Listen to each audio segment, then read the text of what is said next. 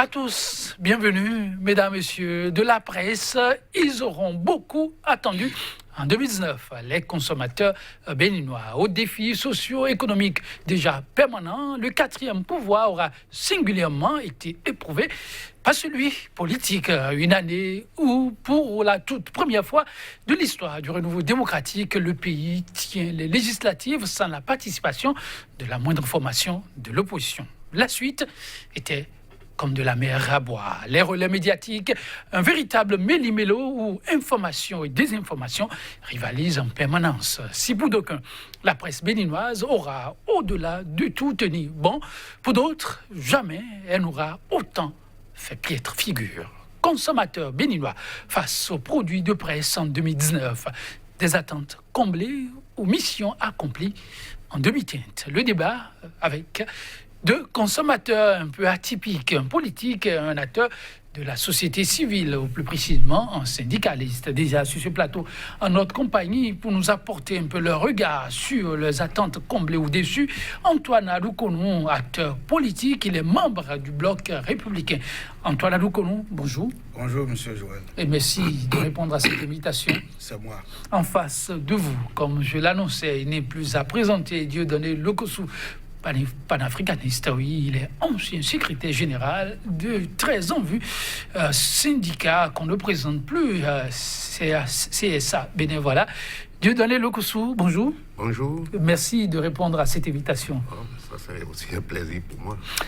Eh oui, mesdames, messieurs, plus que quelques semaines et 2019 sera conjugué au passé. L'heure est donc au bilan du chemin parcouru. 100% Bénin pour le numéro du jour vous convie au regard des consommateurs sur les produits de presse, spécifiquement en 2019 et accessoirement durant ces 4 années de gouvernance. Si bien entendu, le temps nous le permet. Antoine Aloukonou, et voilà, l'heure est à un regard rétrospectif. Cette presse qui a tant apporté 2019, on a beaucoup attendu d'elle. À l'arrivée de cette heure du bilan, quel est votre regard sur le chemin parcouru? On s'accompagne, le quatrième pouvoir. Merci beaucoup. Bon, c'est un regard mitigé. Mitigé parce que dans la presse, nous savons qu'il y a certains qui s'essayent de donner le meilleur d'eux-mêmes pour s'approcher du professionnalisme, mais dans le même temps, nous avons la grande masse qui peut-être parfois ignore même le rôle de la presse dans la société et est prêt à traiter l'information à sa manière, selon peut-être qu'il est influencé par un camp ou un autre, et à ne pas vraiment donner l'information réelle qu'il faut pour forger l'opinion du peuple. Parce que la presse, ce n'est pas seulement on sort les journaux, mais ça finit par échoir dans le peuple qui forge parfois sa conscience à partir de ses écrits. Donc, il ne s'agit pas d'écrire pour écrire. Mais malheureusement, moi je constate, je suis resté sur ma soif. Par exemple, vous avez donné l'exemple des élections législatives, le nouveau code électoral, tout ça là. J'avoue que je n'avais pas vu la presse vraiment par endroit faire bien son travail pour que les citoyens puissent appréhender en fait la réalité des faits. Ça n'a pas été... On revient amplement sur ces questions, oui, code électoral et autres ayant conduit à ces élections. On y revient.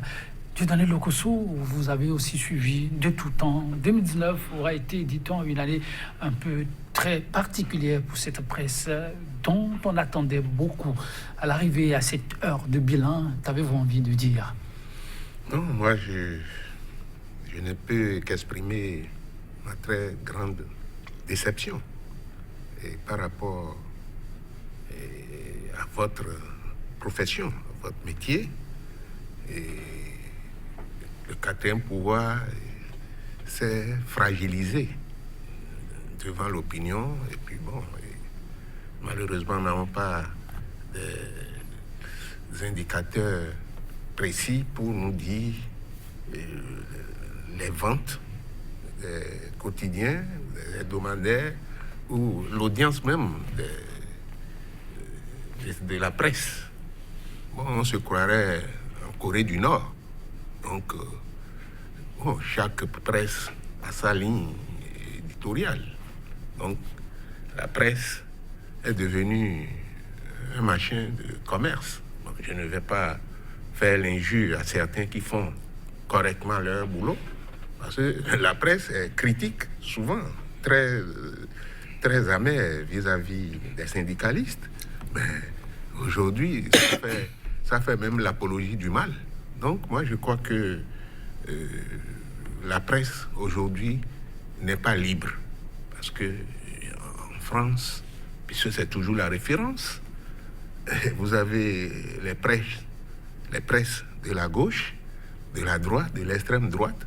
Mais ici, la grande majorité de la presse est comme...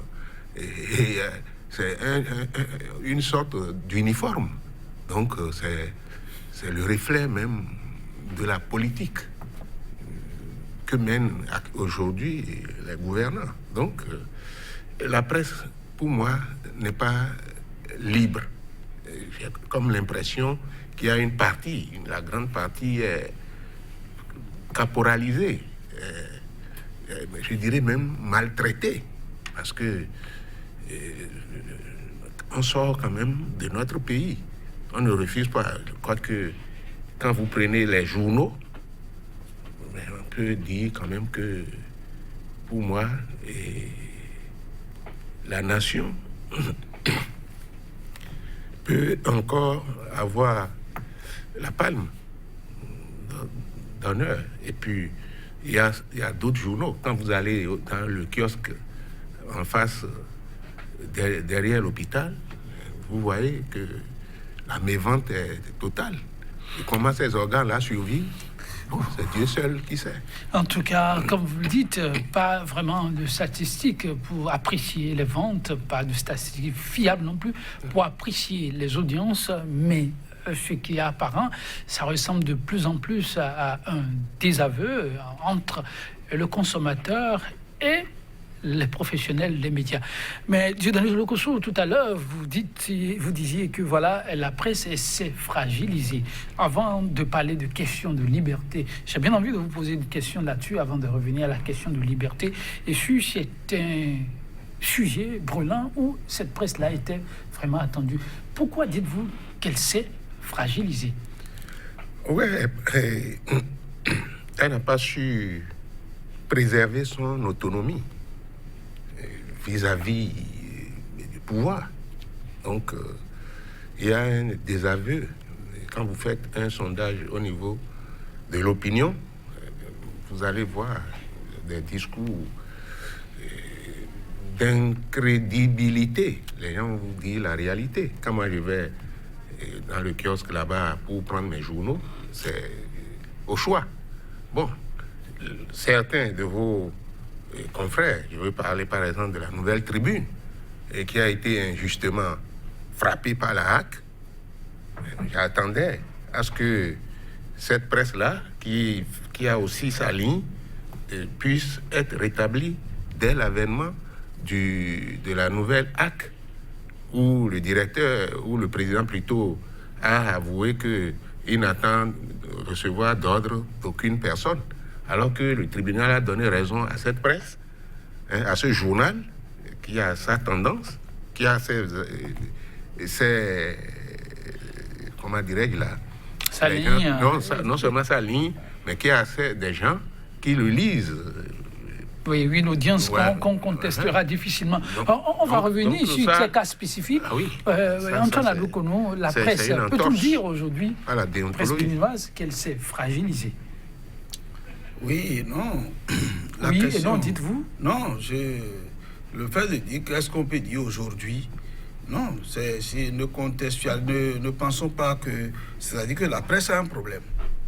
La presse béninoise a un problème. C'est quoi le problème? Non, le problème, le doigt le pose déjà. Je ne voudrais pas qu'on se mette sous l'angle que c'est sous la gouvernance actuelle que le phénomène-là s'observe. C'est un phénomène qui est récurrent. Peut-être que... Vous parlez de quel phénomène? Non, c'est-à-dire que on sent que la presse, elle n'est pas libre. On sent qu'elle n'est pas libre. On sent, parce que quand vous lisez tout ce qui s'écrit, vous avez l'impression que chaque organe de presse, chaque télévision, cela, a sa ligne éditoriale. Et vous sentez que, en fait, on écrit pour soutenir un camp, pour ne pas soutenir un autre. C'est-à-dire, la réalité aujourd'hui, c'est écrit pour soutenir ou ne pas soutenir. Le mot aujourd'hui, le mot, non. Vous voulez dire que c'est la réalité de tout le temps? Peut-être que ça peut varier en termes de degrés, d'un temps à un autre. Mais ce qui est constant, on sent que la presse béninoise n'est pas une presse totalement libre. Et parce que, il faut pas rester en déçu pour opiner sans aller à la profondeur. La profondeur, c'est quoi? Tout à l'heure, une presse, quand même, a quand même une fonction économique. Les gens qui travaillent à la presse, ils sont payés, et etc., etc. Mais combien de journaux on vend? Quand on observe bien, puisque quand vous allez derrière le CNH, comme le doyen l'a dit, vous voyez que vraiment, la vente, elle est là. Mais comment ces organes de presse vivent? Si on ne règle pas cette question et qu'on surnage en disant que la presse n'est pas libre, c'est que on aura parlé du phénomène, mais sans toucher la cause qui explique le phénomène. Donc, indépendance de la presse, d'accord, mais quelle est l'indépendance monétaire de la presse d'abord? Parce que tout part de là. Indépendance monétaire de la presse. Oui. Cette question, est-ce qu'elle se pose face à de grands enjeux, des enjeux que l'on qualifie parfois, à tort ou à raison, de véritablement patriotique, national? Je prends, puisqu'on est dans le cas de 2019, et on se permettra de remonter un peu plus, selon votre disponibilité, bien entendu, on prend ce grand rendez-vous électoral de 2019 que la presse a accompagné. Vous, en tant que consommateur de produits, de médias, comment avez-vous vécu ce moment de communion avec la presse béninoise? Vous savez, je l'ai vécu de manière très triste. Expliquez-vous. Moi-même, personnellement, j'étais dans l'obligation d'être partout sur toutes les télévisions pratiquement. Ah bon? Oui, toutes les télévisions pratiquement. On veut comprendre.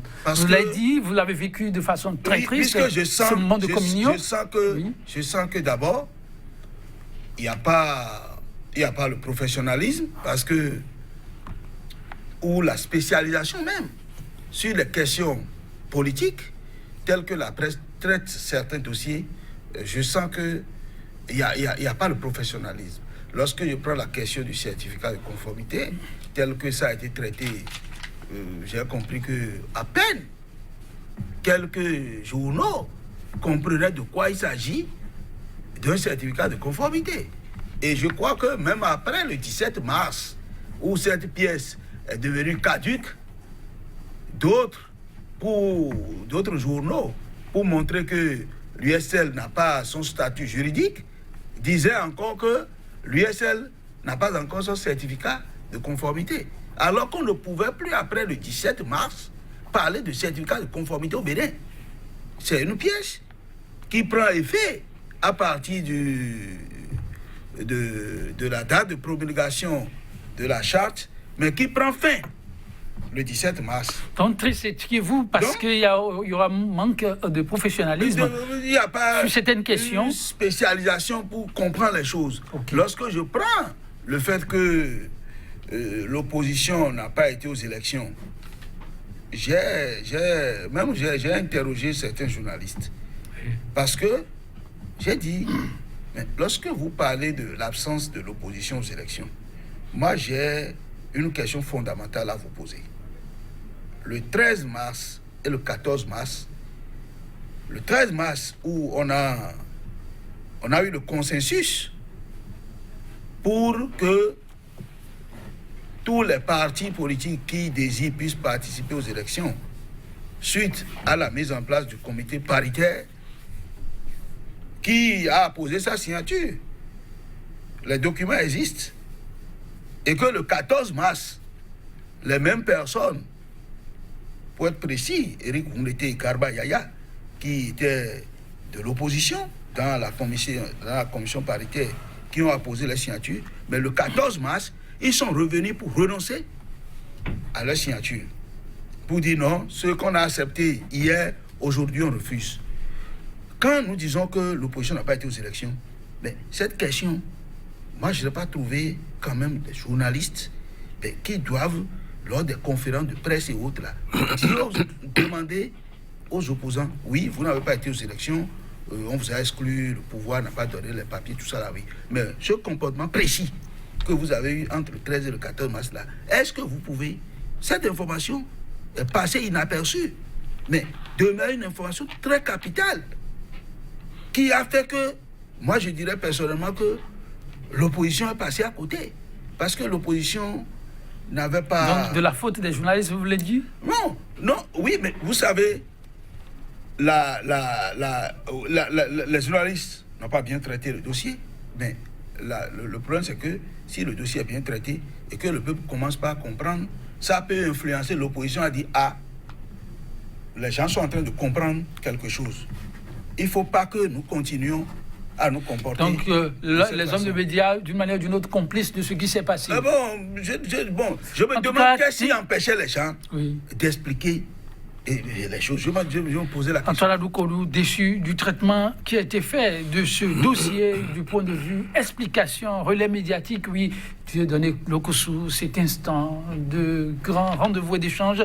Comment vous avez vécu la communion qu'il devrait y avoir entre le contribuable et le quatrième pouvoir? Bon, moi je ne sais pas le contrat qui lie ou les contrats qui lisent la presse et le gouvernement. Moi je ne vais pas parler de non-professionnalisme, je ne peux pas juger du professionnalisme des gens ici. Mais ce qui est constant, ou ce qui est grave aujourd'hui, le phénomène a pris une autre ampleur. Comparer ce système à un autre système, c'est vrai, tout le temps, il y a toujours des partisans d'un régime, mais aujourd'hui, quand vous allez là, vous voyez les titres siamois. Comme au Parlement, il y a des députés siamois. Ça, vous le savez. Donc, moi, je ne suis pas venu ici pour condamner entièrement la presse. Si l'argent rentre, si vous avez parlé de monétarisation ou de je ne sais quoi, ben, lorsque l'argent rentre dans le système, ça embrouille tout. Donc, on ne doit pas être fier de notre démocratie parce qu'on ne peut pas rendre la presse responsable parce qu'il n'a pas expliqué un truc inventé de toutes pièces, certificat de conformité, et que les gens n'ont pas... le peuple n'a pas compris. Le peuple a compris. Le peuple a compris tellement que vous avez vu comment les élections se sont passées. Donc, on ne peut pas accuser, on ne peut pas être fier de notre démocratie parce que ce n'est pas la presse qui est un quatrième pouvoir, qui est un pouvoir à part. Ce n'est pas la presse qui a empêché l'opposition d'aller aux élections législatives. Et l'exclusion, on est en train de tracer encore d'autres sillons pour l'exclusion par rapport à d'autres élections. Donc, moi, je ne peux pas encourager ça. Je ne peux pas applaudir ça. Je ne peux pas faire l'apologie d'une pensée unique dans un pays où nous parlons de la démocratie. La démocratie doit être plurielle. Donc, la presse... Dans le traitement de l'information... La presse n'a aucune responsabilité dans ce qui est arrivé. On accuse la presse, d'accord, mais il faut faire la part des choses. Je ne suis pas satisfait du traitement que l'on fait des informations. La presse n'est pas là pour faire l'apologie d'un système qui court vers la décadence. Donc moi, je pense que nous sommes là pour éclairer aussi le peuple. Moi, j'ai fait un débat ici avec un ancien directeur de la télévision nationale. Ce qui se passe aujourd'hui à la télévision nationale, mais vous ne pouvez pas me dire que ce ne sont pas des professionnels qui sont absents de la télévision nationale. je me souviens, je l'ai dit ici, rappelé ici, mais au temps de Yahi, on a dit que c'est lui qui monopolisait la télévision. Il monopolisait les journaux. Et le président Bruno Amousson et un groupe d'opposants ont investi la télévision nationale pour revendiquer l'espace, un peu d'espace à l'opposition. Mais aujourd'hui, ils sont au pouvoir et ils voient ce qui se passe. Non? Combien de personnes on reçoit? C'est toujours les mêmes personnes. Au point où, bon, moi je ne vois même pas, je n'écoute même pas. Je suis toujours branché sur l'extérieur. Donc, il y a un problème de fond qu'il va falloir régler. Mais dans le traitement lui-même, parce que, comme je le soulignais, il s'agissait quand même d'un devoir patriotisme qui se jouait ce 28 avril.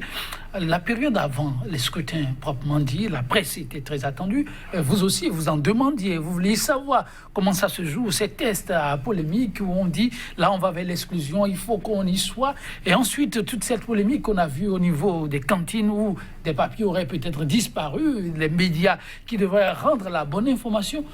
Avez-vous eu l'impression que la presse, à ce moment-là, a essayé d'apporter son grain de Non, sel? mais toute la presse, il n'y a pas unanimité.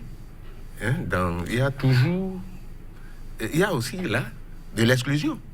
La radio nationale, la télévision nationale, c'est nous qui payons les impôts, mais c'est avec notre frais que c'est géré. Donc, on ne doit pas classer des gens, donner le monopole à une seule partie et exclure les autres. Moi, je n'ai pas vu encore un débat contradictoire. C'est toujours le monologue, c'est toujours les mêmes qui viennent. Donc, mais certaines télévisions privées ont aussi pris le relais. Et puis, ça doit être une honte pour nous. Quand vous prenez RFI, tous les courants passent. Mais ici, non, on ne peut pas parler si ce n'est pas Asika TV, où vous recevez tout le monde. Mais lui, il est de la mouvance. Vous l'avez reçu, mais sans gêne. Moi, je vois les gens passer ici, mais ce n'est pas facile de l'autre côté. Et les politiciens se sont insurgés contre ça dans le temps. Et aujourd'hui, c'est eux qui sont dans le système et ils encouragent ça. Ce n'est pas normal. C'est des choses à dénoncer. Donc, la presse est dans une situation où il faut voler plutôt à son secours, si on vous suit. Oui, tout à fait. Tout à fait. Et puis, ceux qui, délibérément, ont choisi de faire la politique du système doivent réviser leur position. Il ne faut pas attendre qu'un autre régime arrive pour qu'on se mette encore. C'est comme on fait, et comme le font les politiciens. Ceux qui étaient hier avec le président Yahi disaient que pour aller chez le président Talon, que le développement de leur coin. Mais vous avez fait 10 ans, on n'a pas développé votre coin. Et je ne sais pas si les coins sont développés aujourd'hui, puisque c'est les arguments que les opportunistes ont brandis pour se mettre au service de l'autre. Donc, beaucoup voilà. de sujets que vous évoquez à la fois. Oui, la question vue par votre vis-à-vis est plutôt une question englobante. Et la responsabilité, samedi, à Dieu donné le Kossou, vous l'avez suivi, c'est plutôt de l'autre côté, de ces consommateurs encore, qui tiennent plutôt la presse de la façon dont ils le veulent. Bon, je voudrais d'abord repréciser que j'ai parlé beaucoup plus de la spécialisation de la presse sur des domaines donnés. J'ai senti que ça a manqué. Ça a manqué. Parce que la preuve, puisque le doyen est un bon consommateur de la presse, puisque je le rencontre souvent derrière la mort quand moi-même je viens chercher les journaux.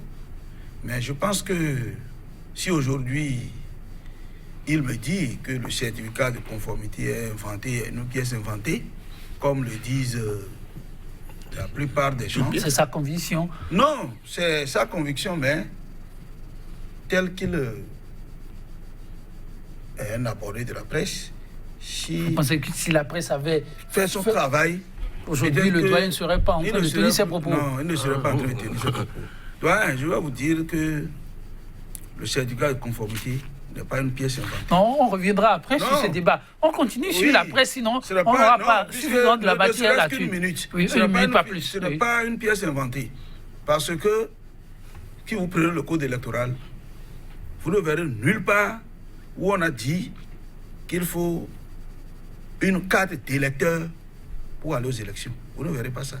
Mais ce que le législateur a dit, il faut que le candidat soit inscrit sur la liste électorale. Ok, la question de C'est la responsabilité. Sénat- non, non, s'il vous plaît. Non. On ne va Ne pas serait-ce focaliser. que 2 secondes. C'est Donc, la vous avez dit Sénat- une minute, vous avez C'est la usé vos une Sénat, minute. c'est la Sénat Oui. qui fait l'interprétation en disant que si la personne est inscrite sur la liste électorale, c'est qu'il est détenteur de la carte d'électeur. Merci, on Et évolue. il demande la Le carte sujet d'électeur. d'aujourd'hui ne porte pas la C'est suite. pareil On en a tellement pour le parlé. certificat- c'est pareil pour le certificat de conformité. Pour aller aux élections, il faut être parti politique. Revenons sur Et le ce qui sujet. montre que vous êtes Antoine parti Adoukonou, politique, avec votre permission, c'est le évoluons. certificat de conformité. Évoluons, le doyen sera tenté Donc- de vous répondre et après on sera surpris comme d'habitude. Allez-y. Donc, si moi, tel que j'ai expliqué là, moi, j'ai pas vu un journal Expliquez ça comme expliquer ça. Ok. Et si on rentre dans les tests, En tout cas, nous, on a on relayé va vos, comprendre on a relayé que vos explications ce n'est plusieurs pas fois une pièce ici. inventée. Mais ce qu'on a laissé dans l'opinion publique, c'est que c'est une pièce inventée. C'est ça. Et moi, je dis que ce n'est pas une pièce inventée. Alors le doyen semble aussi Maintenant- répondre que s'il y a cette façon de faire de cette presse qu'on peut dénoncer aujourd'hui, il y a que quelque part des hommes ont contribué à cela. Oui, ça, Amener la c'est- presse à se comporter de la sorte. Ça, c'est Qu'est-ce que vous c'est répondez? évident. C'est pourquoi je voudrais qu'on évite de penser que c'est sous l'ère du régime de la rupture que le phénomène là s'observe. Vous demandez à ce qu'on parle en termes de degrés. Moi, Alors si oui, vous je- parlez en termes de degrés, Oui. vous quantifiez cela comment? Non. D'abord, nous acceptons le principe que sous les divers régimes, il y a toujours Lui aussi, il a souligné. Mais cette il tendance dit que cette fois-ci, la presse n'a pas toujours pris conscience de la liberté que la Constitution lui a offerte. Antoine Adoukonou, Oui, parce vous dites que- que la presse n'a pas pris conscience Oui. de la liberté Que que la la Constitution Vous faites lui injure à toute une corporation là. Oui, pourquoi? Parce Vous êtes sérieux? Pourquoi? Parce Vous que pensez? Je Vous ne pense pensez pas vraiment. qu'elle est Non. plutôt malmenée? Non, les Donc la Russie a déserté le forum. les deux vont de pair. Parce que Allez-y. toute indépendance est d'abord conscient de soi-même. Parce que quand on dit que vous êtes indépendant, mais ça c'est scripturé, on a écrit. Mais si on vous remet de l'argent, est-ce que quelqu'un là vous dit de ne pas prendre? Donc C'est à de savoir vous-même maintenant de résister. dire non, le travail que je fais ne me permet pas d'accéder à votre requête. C'est pourquoi je dis, si au préalable, là, on aurait, moi je dis, pour aller vers une presse plus libre, on aurait travaillé dans le sens que les dotations budgétaires à la presse privée soient fortement augmentées. Pour que, de façon normale, les organes de presse privés aient quand même déjà une certaine autonomie financière. Parce que c'est de là que part tout le danger. C'est de là que part tout le danger. Au niveau de la presse privée, Je absence prends pas- de dotation, je- absence de manne financière. Il y a pour moi, c'est insuffisant. Lorsque vous voyez les contrats que la presse privée fait avec le gouvernement, les gouvernements, je ne dirais même pas ce gouvernement, les gouvernements, et l'aide privée globale à la presse. Et faites la comparaison.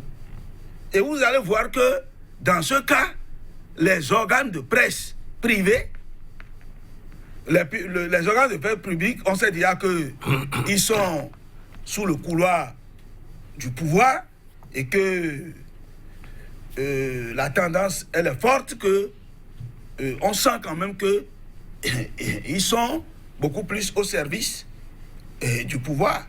Et ce n'est pas spécifique à un pouvoir. Mais la presse privée qui devait faire l'équilibre aujourd'hui se trouve en difficulté compte tenu des paramètres que je viens de vous citer. Et c'est ça le vrai problème d'abord. Donc, il ne faut pas, si bien que pour que la presse, c'est pourquoi j'ai dit, la presse doit faire un effort de comprendre que cette indépendance, cette liberté que la Constitution lui a offerte, elle ne l'a pas fait pour rien. C'est pour que elle puisse, de façon indépendante de tout le pouvoir, travailler au fait de restaurer les autres pouvoirs. Parce que lorsque les citoyens ne sont pas bien informés, ils peuvent adopter un comportement donné, et quand ils sont bien informés, ils peuvent adopter un autre comportement. Alors la prise de conscience à elle seule suffira-t-elle pour permettre à cette presse de pouvoir jouer? Non, on va travailler dans les deux sens. Je vous ai dit tout à l'heure que la prise de conscience de la presse, c'en est une. Les gouvernants doivent prendre la mesure également de cette indépendance et éviter de jouer sur des leviers que nous venons de citer. C'est-à-dire que l'aide privée, l'aide à la presse privée doit être augmentée de façon consistante pour permettre que, au moins ne serait-ce que le fonctionnement de ces organes de presse soit assuré par l'État même qui au demeurant, est le garant de la démocratie. Antoine Adoukono, déçu du traitement de l'information sur certains sujets techniques, mais alors, avant de vous donner la parole, oui.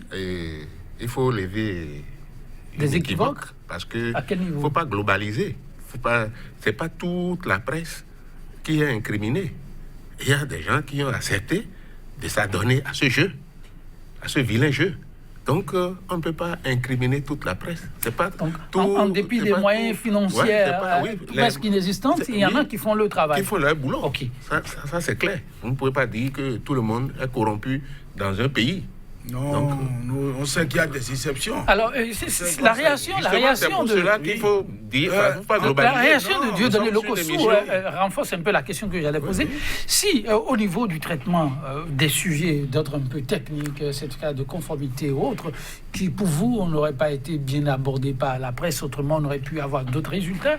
Alors, au moment... le plus que critique, disons, de ce processus, l'heure du vote, on a vu un peu la façon dont les relais ont été faits pour la participation ou non au scrutin.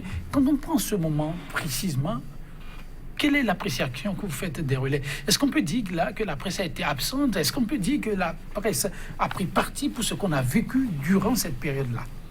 Par rapport au taux de participation du vote d'abord et ensuite, là on est en plein dans les résultats. La gestion qui a été faite de l'information en ce moment-là, pour le politique que vous êtes, quel était votre regard? Non, la presse a joué son rôle tel qu'elle pouvait.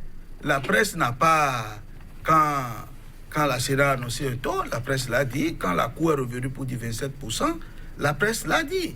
Donc, moi, par rapport à ça, je ne peux pas incriminer la presse, puisque la presse n'a fait que relayer ce qu'elle a eu. Mais elle aurait dû travailler beaucoup plus en amont. Mais par exemple, lorsque je prends les 27%, je n'ai pas beaucoup apprécié la manière dont la presse a traité cette information. Parce que, comment ça? Oui, moi, le raisonnement que moi... Elle avait relayé. Elle avait relayé et elle avait relayé... Et certains ont relayé avec tout ce qui a comme coloré autour pour justifier que c'est un parlement illégitime parce que ce taux-là ne permet pas ceci, cela. Bon, je sais que... La presse est indépendante, elle a fait son boulot. Non, je ne le refuse pas. Oui. Je ne refuse pas. Ce que nous faisons ici aujourd'hui, le contraire. C'est de voir si... Non, elle peut...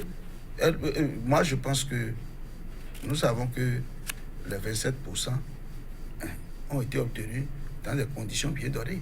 C'est vrai que c'est pas... Quelle aurait été la partition réelle de la presse en ce moment-là? Moi, je ne suis pas journaliste. Non, le consommateur que vous êtes. J'aurais dû accepter, voir que au même moment où la presse parle des 27%, que la presse qui pour la première fois qu'on a eu les 27%, mais que la presse précise aussi que il est aussi tout aussi vrai que c'est pour la première fois que pour une élection législative, on trouve des anciens présidents qui ont une grande audience dans le pays dire que si jamais que cette élection-là, mais il y aura la guerre, il y aura ceci, il y aura le fusil. J'en connais des politiques qui donnaient de l'argent pour non-participation. Ça, là, c'est des choses, quand vous n'allez pas voter, vous prenez de l'argent. Moi, j'ai des preuves, j'en connais. Vous voyez?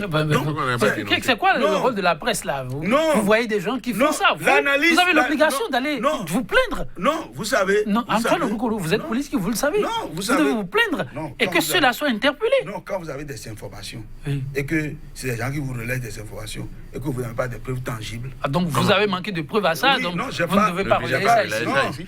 Non, quoi? Oui, si vous n'avez pas de preuves. J'ai dit que j'ai eu des informations. Je ne dis pas que c'est la presse qui doit nécessairement dire ça là. Mais la presse doit montrer que les 27% ont été obtenus dans des conditions que tout le monde connaît. Ce n'est pas les conditions normales où on faisait les sélections qui a fait que ce n'est pas dans ces conditions normales qu'on a eu 27%. Non? La presse a dit que les conditions n'étaient pas normales. Et ce que la presse avait dit, c'était parler des élections qui n'étaient pas inclusives. Non, c'est que la presse disait que des élections exclusives.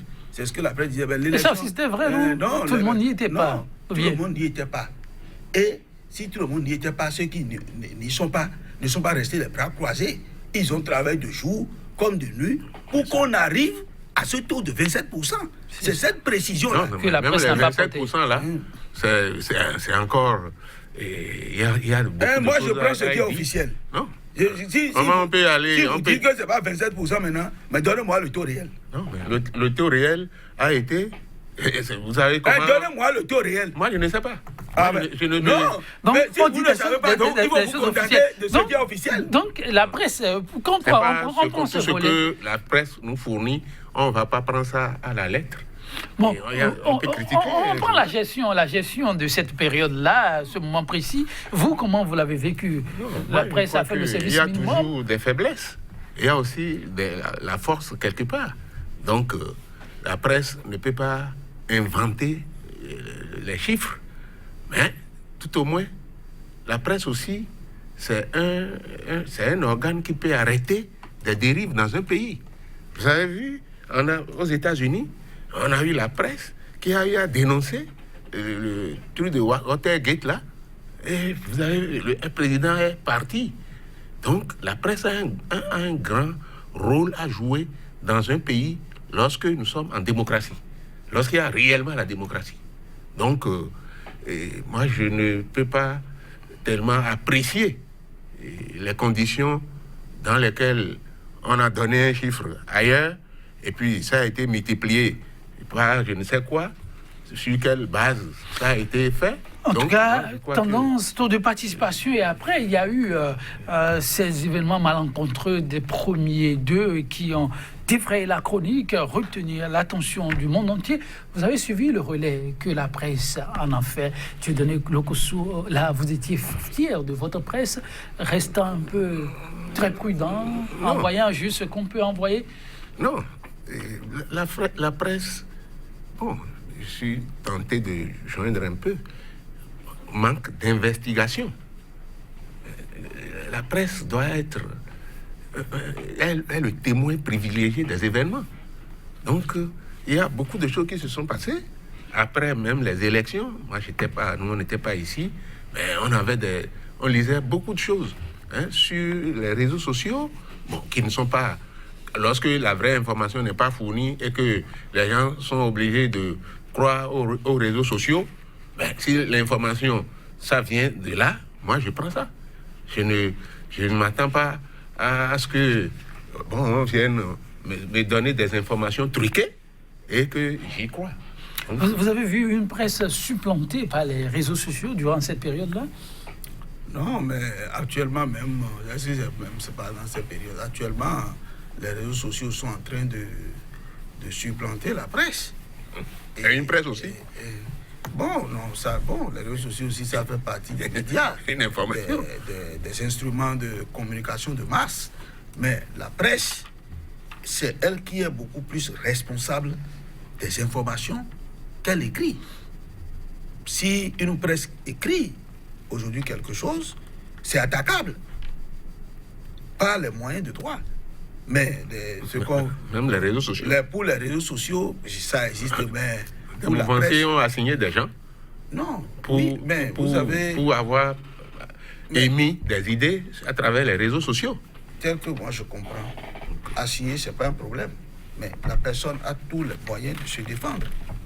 Quand vous avez écrit qu'on a trouvé la cocaïne quelque part et que c'est ceci, vous avez pu tracer le cheminement.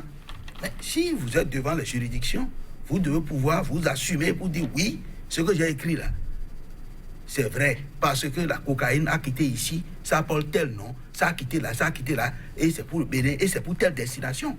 Parce que le problème de la cocaïne, c'est un problème qui peut embraser le pouvoir. Oui, vous parlez là du dernier sujet qui continue de défrayer la chronique. C'est pas un sujet facile, c'est un sujet qui peut embraser le pouvoir.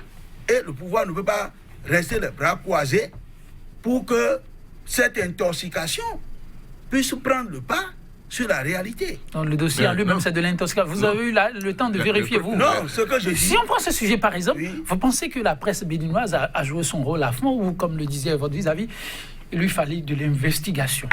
Bon, il fallut de l'investigation. Pour moi, j'ai lu quelques organes de Paraguay, là. C'est-à-dire le lieu même où le problème s'est posé. Et actuellement, il y a la douane paraguayenne qui est en train d'investiguer pour voir les tenants aboutissants de ce dossier. Oui, dans tous les cas, Bénin. c'est pas la première fois qu'il y a affaire de cocaïne ici. Le gouvernement attrape tous les jours la cocaïne. Tous les jours que Dieu fait, vous allez entendre qu'on a arrêté telle quantité. Donc, moi, je crois que si la presse a relayé ça, je ne sais pas si la presse a inventé. Non. En termes de défi, ici, oui. On dit, on a trouvé 3 tonnes de cocaïne en direction du Bénin. C'est la première information qui est venue. Et ce qui vient à l'esprit, c'est quoi? Puisque vous savez que dans le pays, le gouvernement a fait une lutte farouche contre... On reviendra sur ce dossier, si vous permettez. Mais en termes de défis pour cette presse-là, on disait qu'on est à l'orée d'une nouvelle année. Vous avez évoqué plusieurs sujets. Et 2020 s'annonce une année importante. Et après 2021 aussi. En termes d'urgence pour cette presse-là, pour que vous, consommateurs politiques que vous êtes, puissiez avoir de satisfaction, quelle reste votre plus grande attente en direction de cette presse? Non, moi d'abord, avant la presse, je dois pouvoir interpeller le gouvernement, les gouvernants, à augmenter substantiellement l'aide privée, l'aide à la presse privée. Ensuite, Parce que, non, ça paraît banal, mais le débat commence par là. tout à fait, on reviendra sur ce débat parce qu'on m'a dit que nous n'avons qu'une minute. Alors, vous avez 30 secondes pour conclure. Ensuite, pour la presse elle-même. Pour la presse elle-même, c'est de se perfectionner d'abord en se spécialisant sur certains domaines, d'être beaucoup plus professionnel et de beaucoup plus prendre conscience de cette liberté que la Constitution. Merci à vous. Oui. Je crois que les contrats sélectifs là ont perverti le milieu. Donc, il faut que les gens fassent un nettoyage de conscience. Parce que même si le gouvernement multiplie les subventions par N, ça ne va pas arrêter le phénomène que nous voyons. Donc il faut bannir les contrats. Oui, il faut bannir les contrats, et puis c'est des contrats sélectifs. Et à l'endroit des professionnels eux-mêmes? Oui, les professionnels, chaque jour, on apprend. De plus, ils doivent faire un effort pour vraiment améliorer leurs pratiques. Parce que, moi, je ne suis plus tellement... Je n'achète que 5 journaux que j'ai rigoureusement sélectionnés. Merci à vous, Dieudonné Lokossou, pour la contribution. Merci aussi à vous, Antoine Aloukoulmon. Mesdames, Messieurs, vous l'avez compris, c'est juste une contribution de consommateurs. On reviendra sur la question car le 4e pouvoir, ce n'est point à banaliser. 100% Bénin pour le numéro du jour. On va donc s'en arrêter là avec tous nos Tous nos remerciements voilà, à notre réalisateur du jour. Cette citation enfin du romancier interprète brésilien Paulo Coelho, quand on ne peut revenir en arrière, dit-il, on doit alors se préoccuper que de la meilleure façon d'aller de l'avant. Et c'est ce que nous essayons de faire. Demain, c'est un autre jour pour vous offrir un plateau encore plus alléchant qu'aujourd'hui. À très bientôt. Merci pour la complicité. Au revoir.